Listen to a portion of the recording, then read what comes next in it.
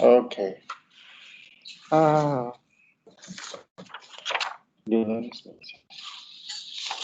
Okay. So couple of things.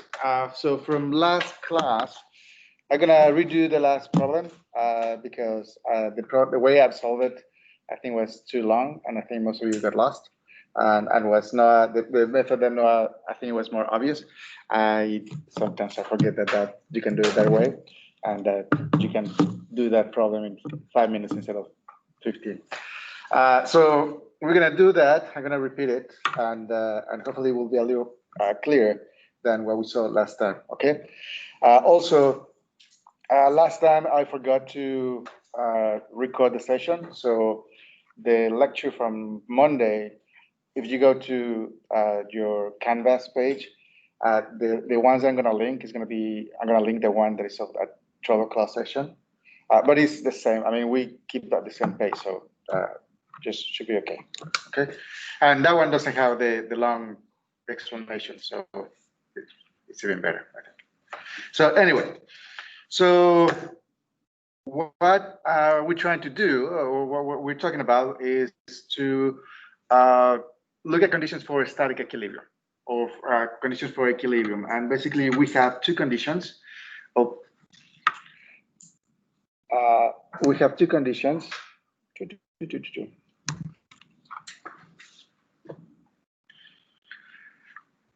And those conditions, well, just one condition is that the sum of all forces have to be equal to 0. And that basically means that, okay, we have the forces in X have to be equal to 0, and the forces in Y has to be equal to 0. So those are the two conditions for static equilibrium. So these are the conditions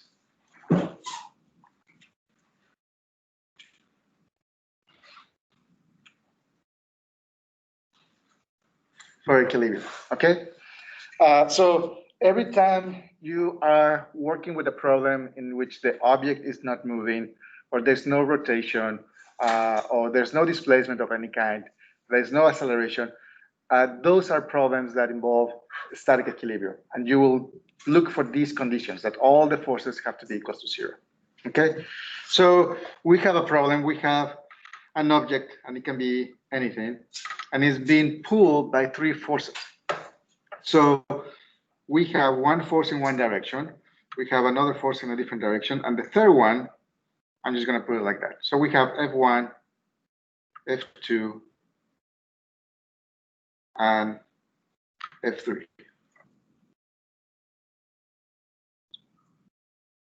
Okay, and just to use a little bit numbers a little bit different than last time, I'm going to say that this one is going to be 75 newtons.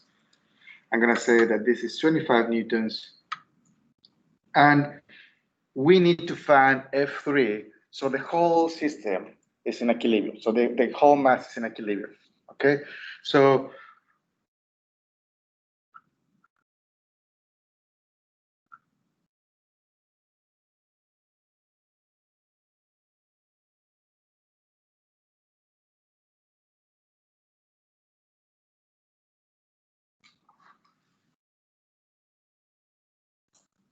okay, so what is that force to keep everything static? So in order to do that, we need to place our mass in frame of reference. That's our Cartesian plane. And we're going to basically say, okay, we have our 3 forces. I'm just going to put it in an X and Y coordinate. And I'm going to have the force 1, force 2, and force 3. Okay, so in this case, I'm going to try to solve these two equations. The sum of forces in X equals to 0, and the sum of forces in Y equals to 0. I'm going to try to solve these equations. Okay, so first I'm going to do the X coordinate. So in the X direction, I'm gonna have two forces. One is gonna be F1, and the other one is gonna be the x component of F3. And I'm gonna add them. I know that the sum of the two of them has to be equal to 0. So F1 plus the x component of F3, that has to be equal to 0. Okay. So I know that F1 is going to be 75 newtons. F3x, I don't know what it is. And from here, I can solve F3x, the x component of F3. And that's going to give me 75 newtons, which is more or less what I expected. I expected F3x to be negative. Okay. And that's the first answer. I can apply the same thing for the y direction. So for the y direction,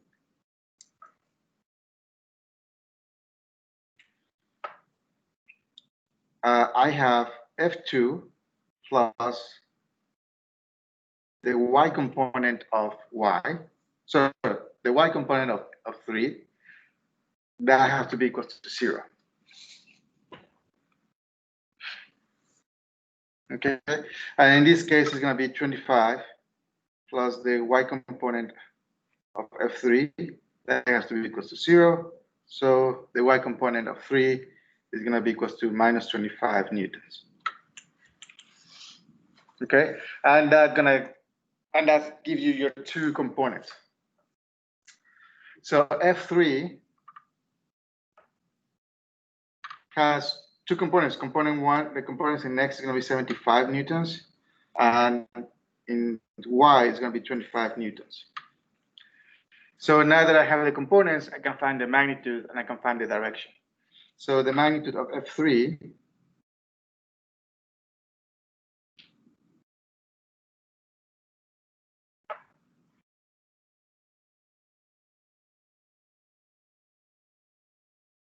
I'm applying Pythagoras theorem. And when you apply Pythagoras theorem, remember is the square, is the sum of the squares. And then you add the squares and then you take a square root of everything. And that should give me 75 squared, 25 squared. That's gonna give me 79.05 newtons. I'm just gonna put it to the second decimal point 6. For the direction, I'm gonna do opposite of adjacent. Well, the arctangent, well, I'm gonna be using that tangent of 3 is opposite over adjacent. So if I want to find this angle, this is gonna be my theta 3. Then the opposite is gonna be the y direction. The adjacent is gonna be the x direction. So theta 3 will be the arctangent of F3y over F3x. Oops.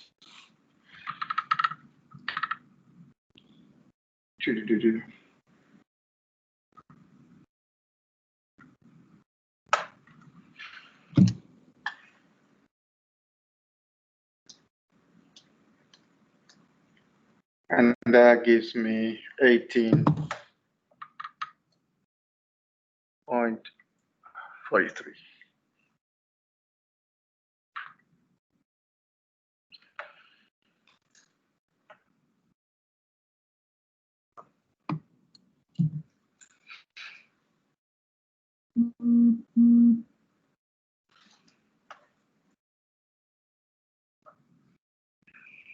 Yeah, Trinity, makes sense?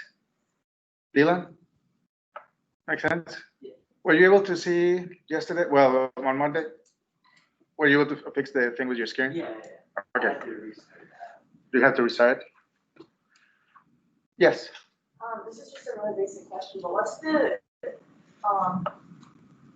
like, is it newtons for magnitude? Yes. Okay. So all forces, the units of forces, we haven't derived where it comes from. I will do that later, but the units for forces are going to be newtons. In the English system is pounds, but in the international system is going to be newtons. And we'll see how it's defined in just a couple of minutes. But the units are going to be newtons. Okay. And for angles, we're gonna be working with degrees, at least for a little bit, and then we're gonna change to radians. And but right now with degrees it will be more than enough. Okay. So sometimes you can do the simplification that just when you're working with just a couple of elements, you can solve the problems really fast. Some other cases you need to do the long step the way we did it on Monday. But right now I think this is a little bit simpler. Make sense? Yep. Okay. So let's try one on your own.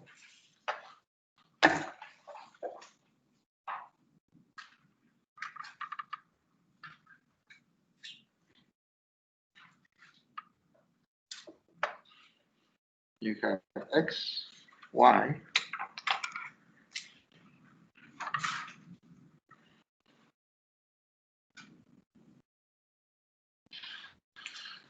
And let me see if I can.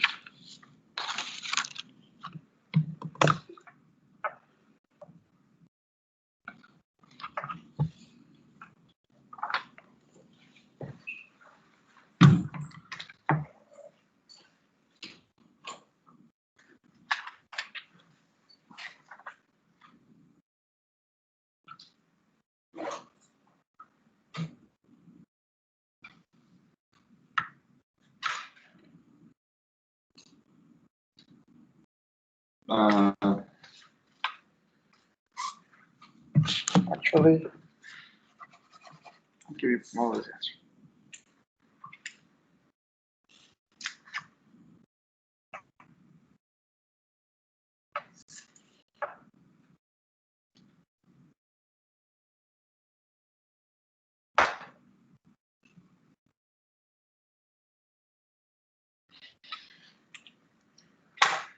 Okay. So let's assume that we have a box hanging from two ropes. This angle is going to be 30 degrees, and this angle over here is going to be also 30 degrees. We don't care about the length of the rope.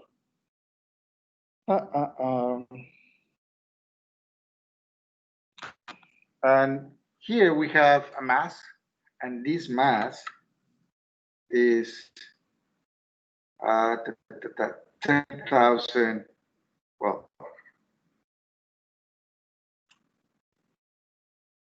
10,000 newtons. Okay. And what I want to know is what is the tension on the ropes.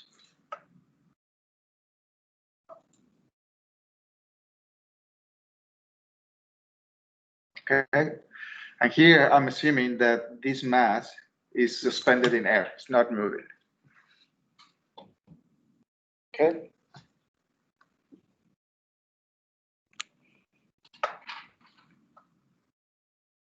So I know that this is a little bit different that we did it. So when you're working with these kind of problems of static equilibrium or the kind of problems that we're going to be talking, first thing, draw your free body diagram. Do that as step number one.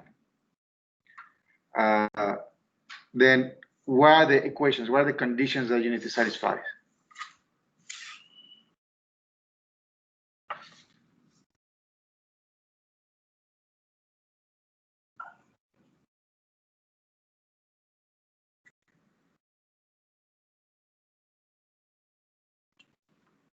Okay, and then you solve the equations.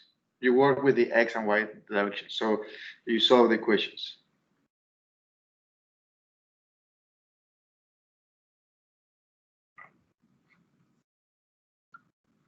Okay. So try to work on your own. I'll give you 5-10 minutes, and then we'll do it on the Blackboard. Okay.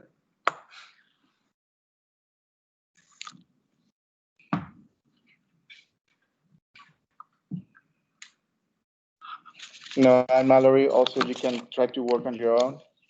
And if you get stuck, you can ask me or wait until I start solving the problem with Blackboard.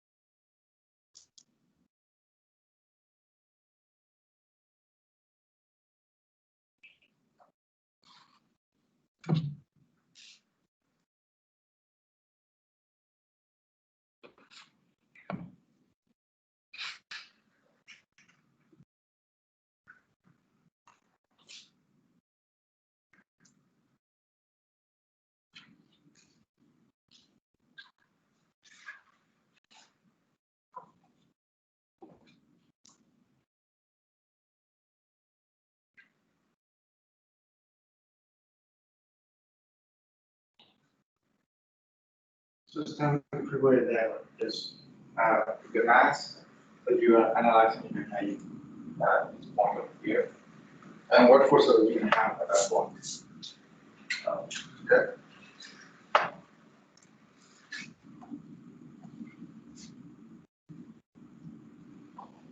So this problem is kind of tricky. Well, you can imagine that the point that you want to analyze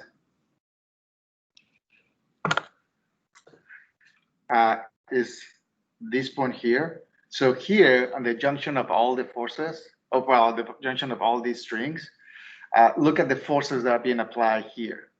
Okay.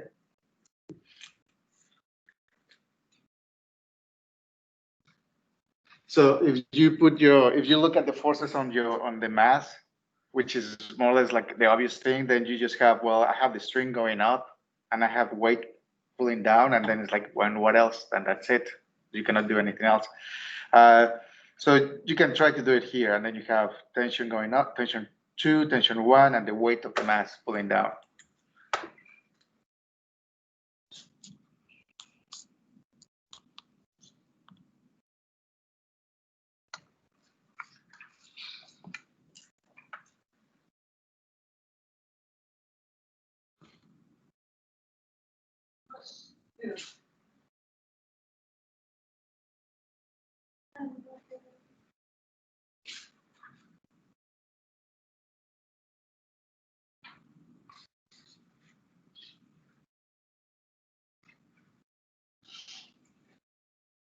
Oh,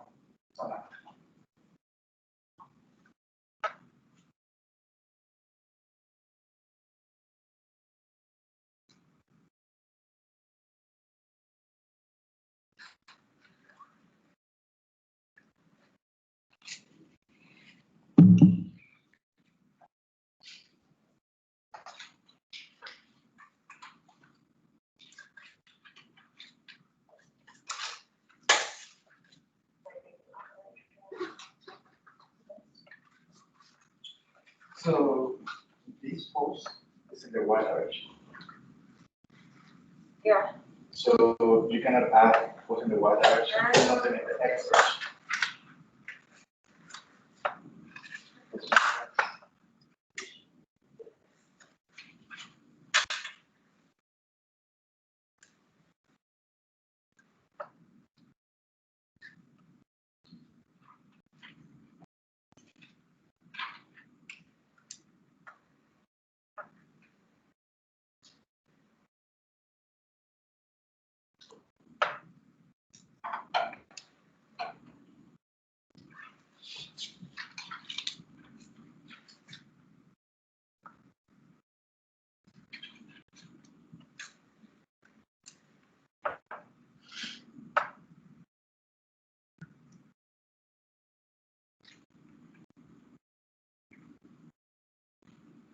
This is actually one of the problems that if you write the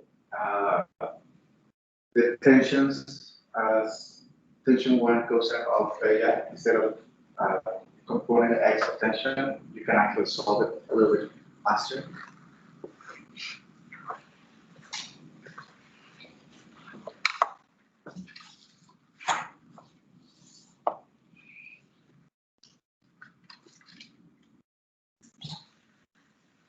Okay.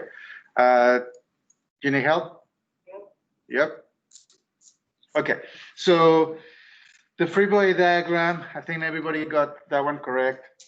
The free body diagram should look something like this. You're going to have the force of the mass pulling down. And I'm going to call that FW. And then you have tension 1. And then you're going to have, sorry, tension 2. And then you're going to have tension 1. Okay. Now this 30-degree angle is going to be this one over here. I'm going to write the complement. So this is going to be 60. And this is going to be 60. If you did 30, it's perfectly fine. Don't worry. Okay. So that's the first step. Identify your forces, identify the directions, and that. Now, the two conditions that I need to satisfy. Well, if I know that this is an equilibrium problem, an static equilibrium problem, I have two conditions. And that is the sum of forces in x equals to 0, the sum of forces in y equals to 0. Okay? Now, I'm going to start with the x direction. Okay? And the x direction, I only have two forces in the x direction. I only have the x component of T1 and the x component of T2. So I'm going to have T1x plus T2x equals 0. And from here, the only thing that I end up with is T1x is equals to minus T2x.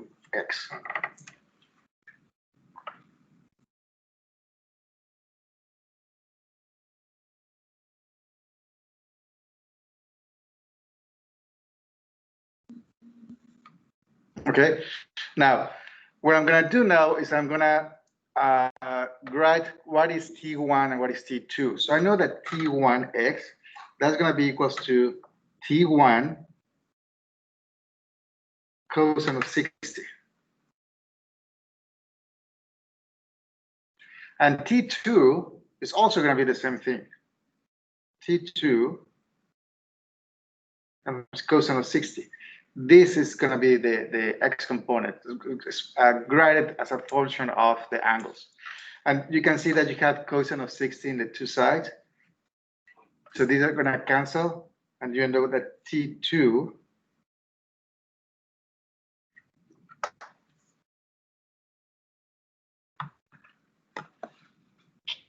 equals minus T1.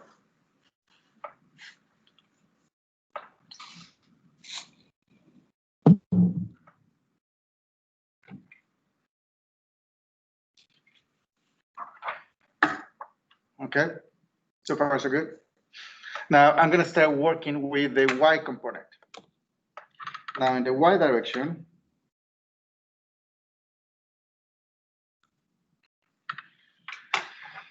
I'm going to have, oops, the y component of 1 plus the y component of 2 plus the weight has to be equal to 0.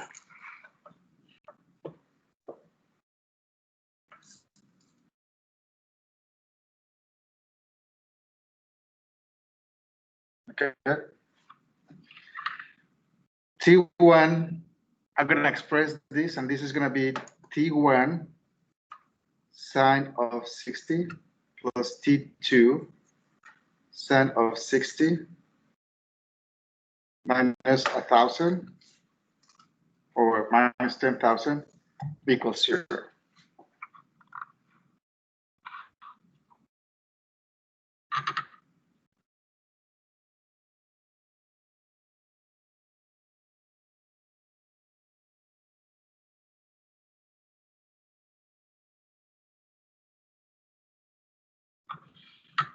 Okay.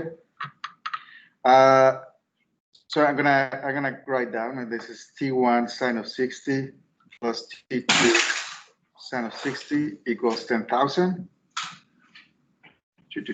10,000, and I'm gonna factor out the sine of 60. So I have T1 plus T2 sine of 60 equals 10,000. Okay, there's something wrong here. Okay, I'm gonna go back here. Just so I know that T1 is T1 cosine of 60. This is gonna be negative because it's pointing to the negative x direction. T2 is going to be positive, and that's going to be equal to 0. So T1 cosine of 60 equals T2 cosine of 60. The cosines cancel, and with T1 equals T2. Okay, that makes sense. Okay, so I have this. Now, because T1 and T2 are the same, T1 and T2 are the same, so I can replace T2 for T1, and I say T1 plus T1 sine of 60 equals 10,000. This is 2T1.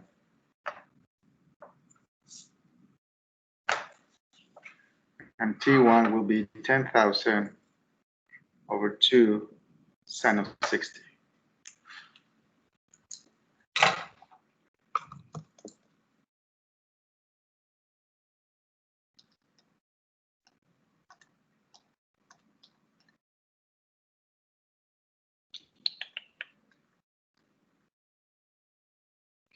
And that gives me 5,773.5.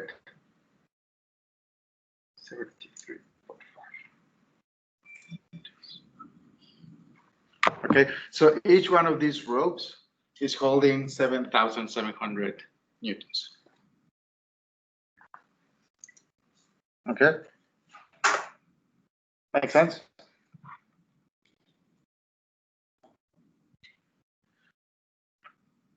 So this is one problem that you need to grade the cosine of theta, the cosine of 60.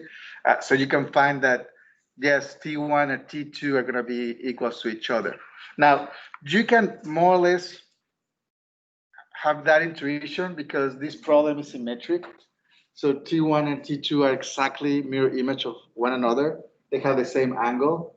So it makes sense that each one of them will be holding the same amount of weight. Now, so you can imagine that the tension in one is going to be equal to the tension in two.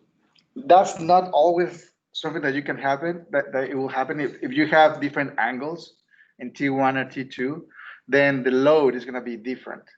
And you will need to basically do all these steps. Okay, but here, because it's symmetric, you can say like, well, T1 is going to be equal to T2. That's going to be kind of simple, easy. But you will need to be able to prove it with an equation. And once you have this equivalence, then the y direction simplifies. If you just work with it, x component, y component, and these equations, you won't be able to get to that point. Okay. Make sense? Ish. Okay. So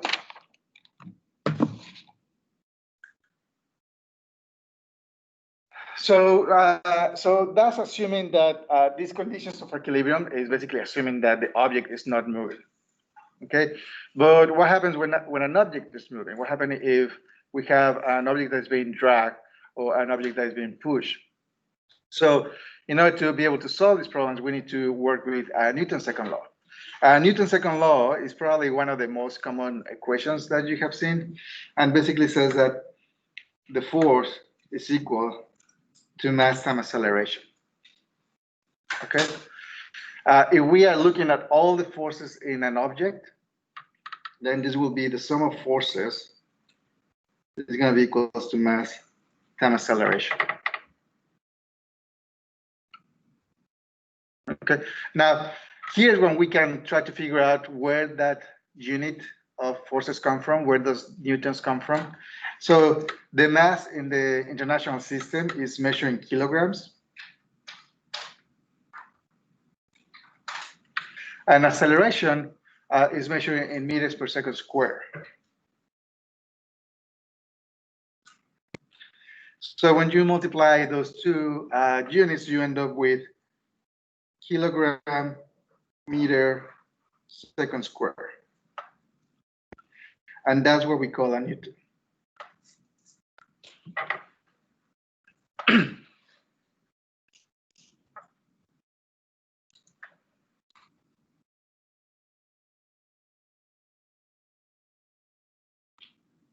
Okay. Now, when you're working with Newton's law, the acceleration, you can have two options. One, you can have that the acceleration is zero. And the other one is that it's different than zero.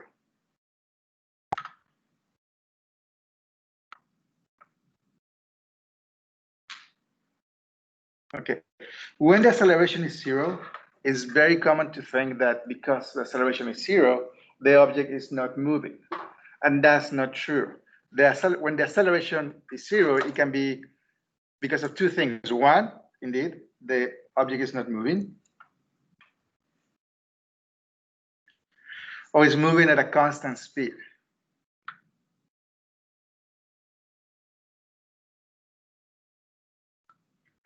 So those are the two options. So acceleration is how fast the velocity is changing of an object. So if you go from 20 miles per hour to 40 miles per hour, you're accelerating. But if you are 20 miles per hour and you stay at those 20 miles per hour, you're not accelerating, even though you are moving. So just because something doesn't have acceleration implies that that object is static. So you have these two options. One, the object is not moving or is moving at a constant speed.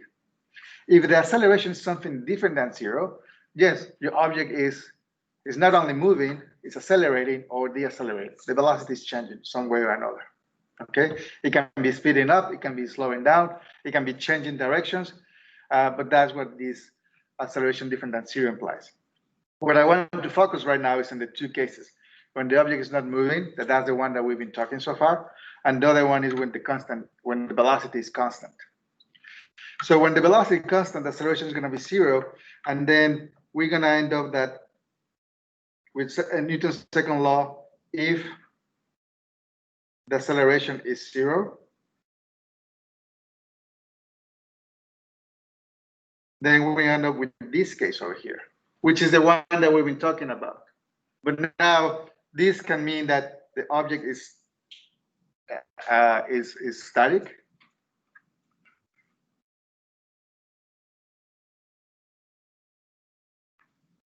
or the object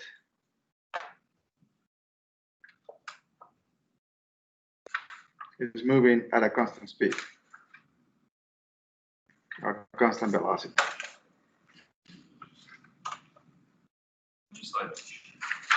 Sorry. So to distinguish these two cases, these are cases of equilibrium.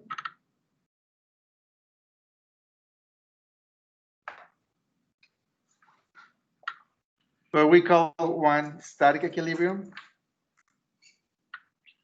That is the one that we've been talking so far. And the other one is called dynamic equilibrium.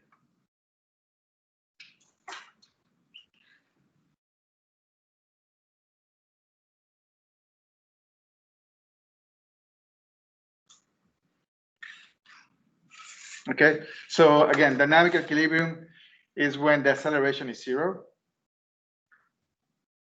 Not because the object is static, but because the object is moving at a constant velocity.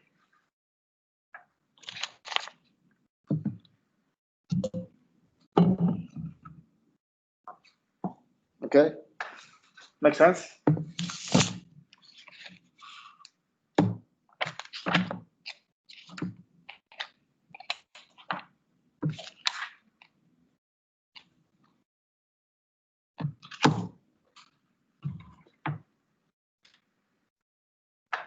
Okay. So let's imagine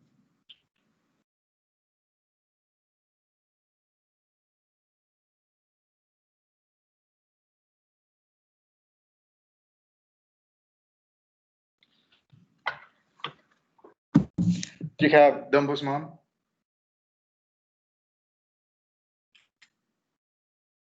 Have you seen Dumbo when you were kids? Do you remember that scene when she's no, no, never? Why? Have you seen Bambi? Okay. Later, I'll do an example of killing Bambi's mom. So now it's Dumbo's mom, and we're gonna. And it's that scene when Dumbo's mom is being carried away, and she's being taken away from Dumbo. So we're gonna assume that uh, she's being pulled, and she's being pulled by a rope, and I'm gonna say that that rope is being at an angle of 20 degrees with the horizontal. I have no idea how much of an elephant weighs, but I'm gonna assume that that the mass of the elephant, I'm gonna say that is 1,500 kilograms. So it's like a ton and a half.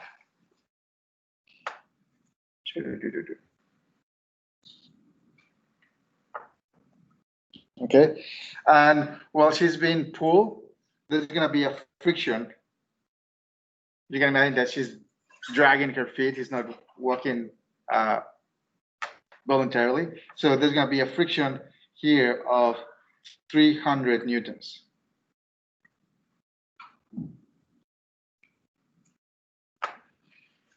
And she is being dragged and she moves at a constant velocity.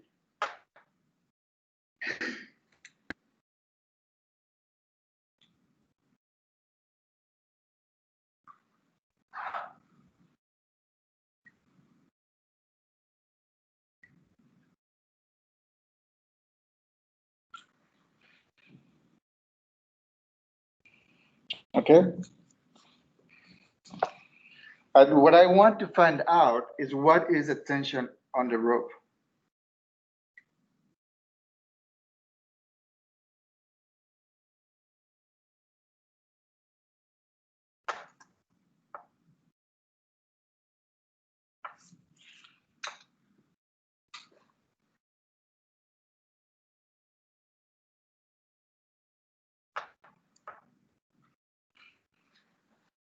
She's crying.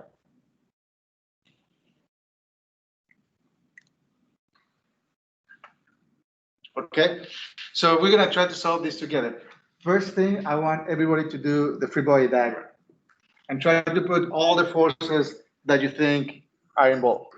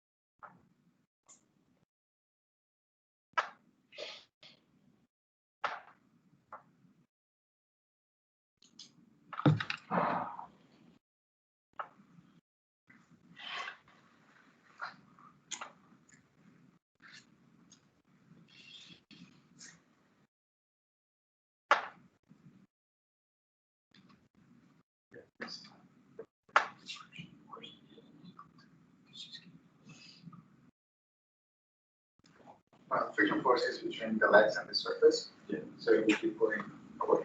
Okay.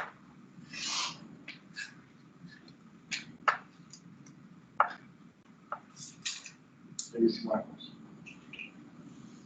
Bellissimo. Bellissimo. Bellissimo. Bellissimo.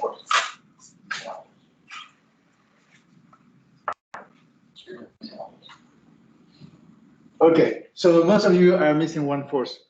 Remember, there's always going to be a normal force when you have an object in contact with a surface. So all of you have the weight, all of you have friction, all of you have the tension. You're missing the normal force. So your free body diagram should look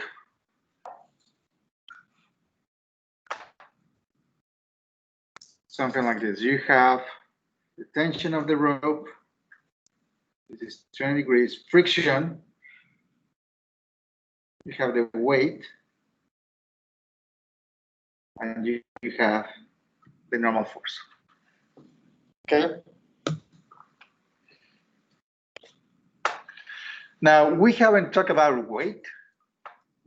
What you have here, this 1500, that's not the weight, that's the mass. Weight is measured in newtons, mass is measured in kilograms. So we need to be able to change this mass into weight. And the way you do it, the weight is the mass multiplied by the force of gravity, by the acceleration of gravity. So this will be the 1500 kilograms times 9.8 meters per second square. And this 9.8 meters per second square, that's the gravity caused by Earth. So that will give you the weight.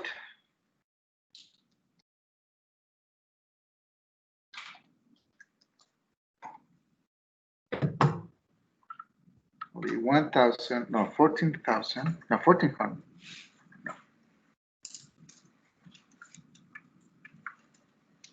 14,700 kilograms meter second square, which is 14,700 newtons.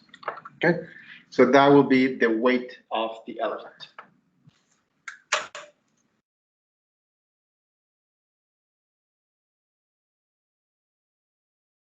Okay.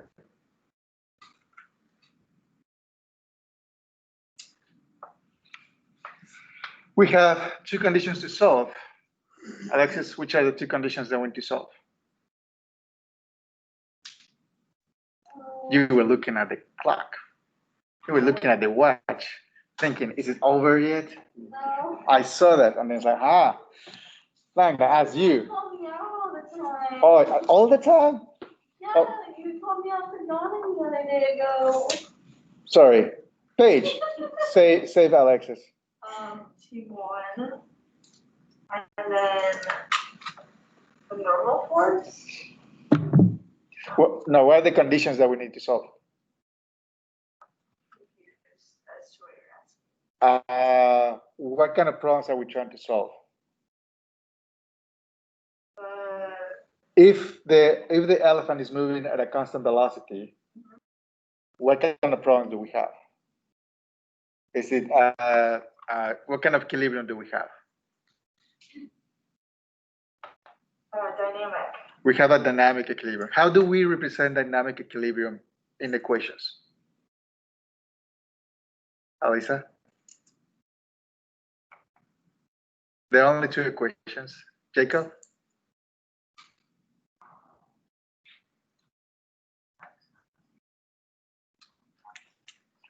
So those are the two equations. We have a case of dynamic equilibrium. We need to find a way to express that in equations. So that will be that the sum of forces in X equals 0. The sum of forces in Y equals 0. So those are the two equations that we need to solve. Okay. Now I feel bad because I'm picking up Alex. It's okay. I'm not gonna ask her again the whole semester. No. Yeah, never call on me. Never. Okay, so Stephanie, what forces, Samantha, sorry, what forces do I have in the X direction?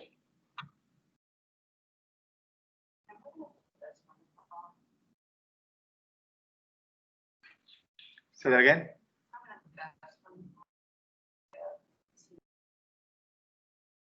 We have T, and what else? That's it. We have the X component of the tension, and we have friction, and that has to be equal to 0.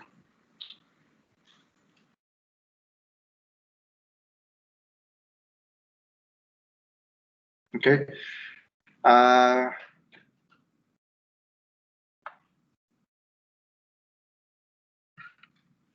Ian, what forces do I have in the y direction? The y component of tension, the force of the weight, force We have the y component of the tension, we have the normal force, and we have the weight.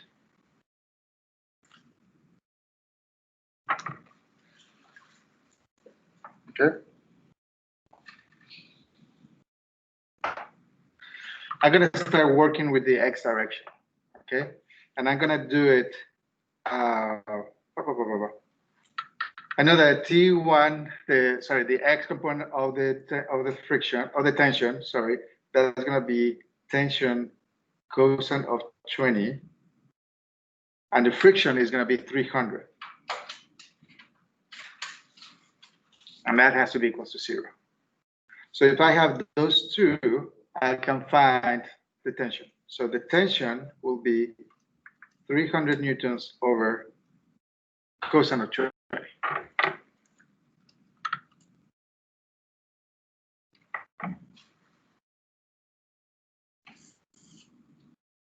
No. Sorry. Not following. I just don't.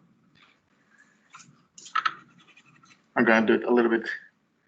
So I'm going to have T cosine of 20 equals 300. And then divided cosine on both sides. We're going to have T 100 Sorry. cosine of 20. Okay, Aubrey, what you got? 319.25. 319.25 newtons. So that's the tension on the rope. And that's it. Oh, that was faster than I thought.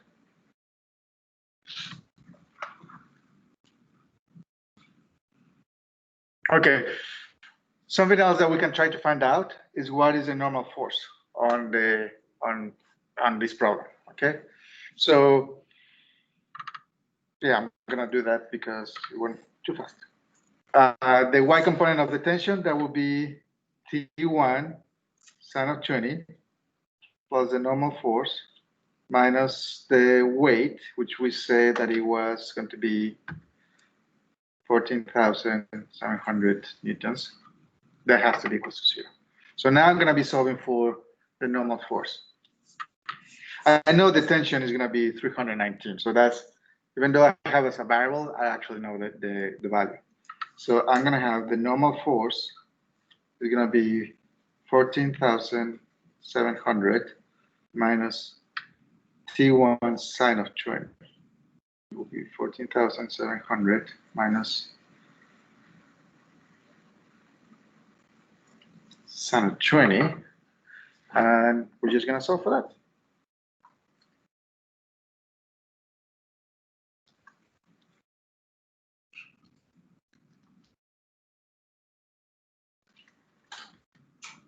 And I got 14,519 newtons.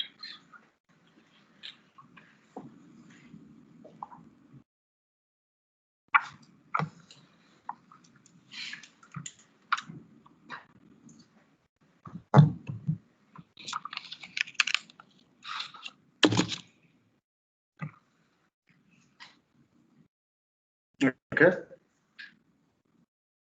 Make sense?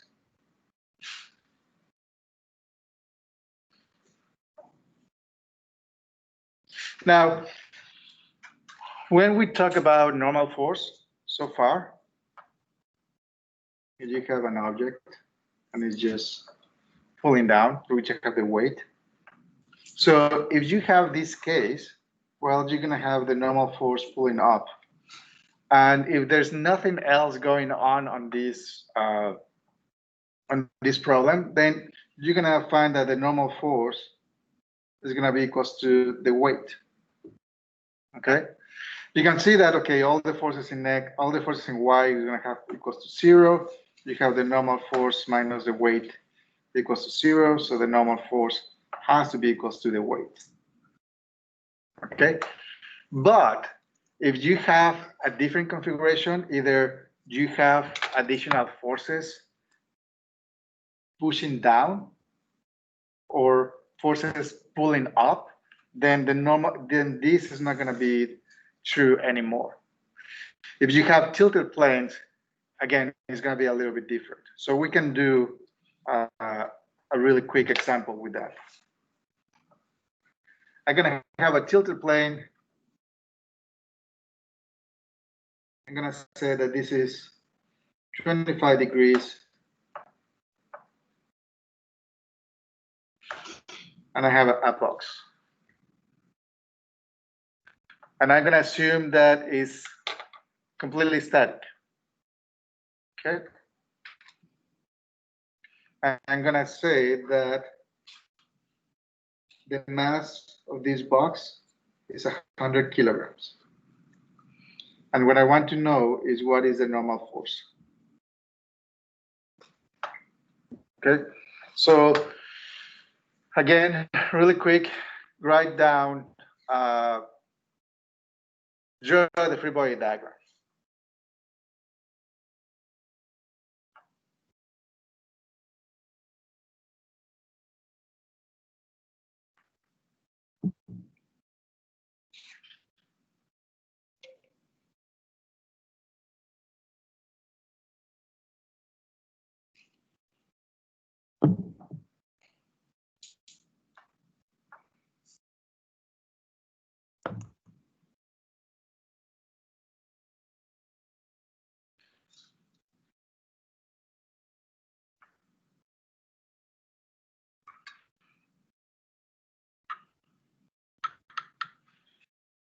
And again, try to move the x-axis and put it parallel to the ramp, to the tilted plane. Bless you.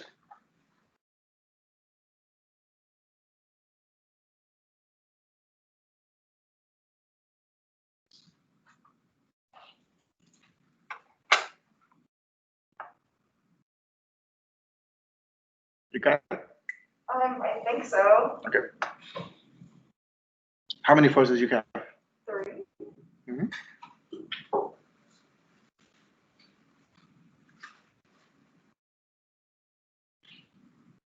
So we should have the weight pulling down, we're going to have the normal force, and we're going to have friction.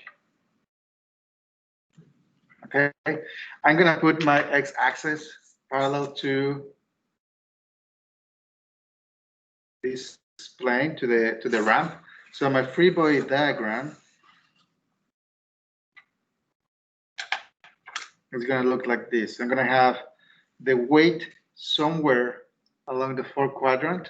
So the weight is going to be here. This is going to be the 25 degrees. Friction is going to be opposite to the direction of motion. And the normal force is going to be along the y, along the y-axis. Okay. So right now, I just want to find out what is the normal force. Okay. So I'm just going to look at the forces in the y direction.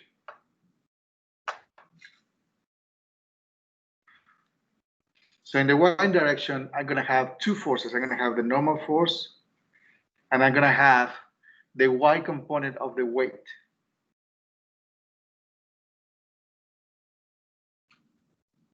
And that have to be equals to 0. So I'm going to have the weight. Remember, the weight is going to be the mass multiplied by 9.8. So I'm going to have the mass times 9.8, and then cosine of 25. And that's gonna be equal to 0.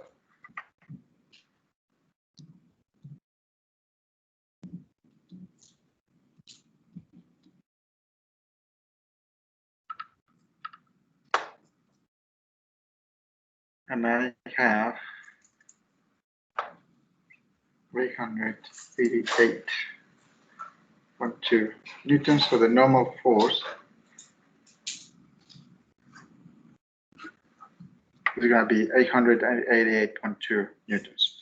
Compare that to the weight of the mass.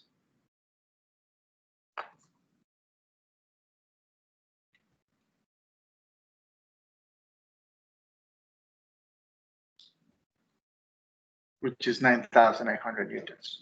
So because now it's on a tilted plane, then the normal force is going to be a little bit less than if it were completely flat.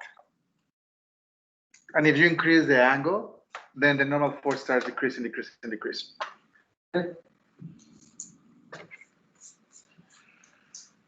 Make sense?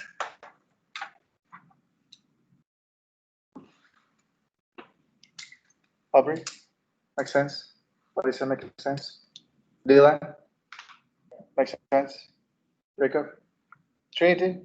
Make sense? Do you have any questions? Should we keep going or should we stop here? Yeah. Should we stay or should we go?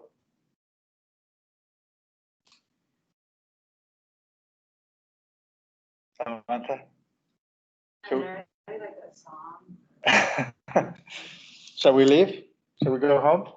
I would say yes. I will say yes. Yeah, everybody agree? Okay, let's go home. Have a good day. See you guys on Friday.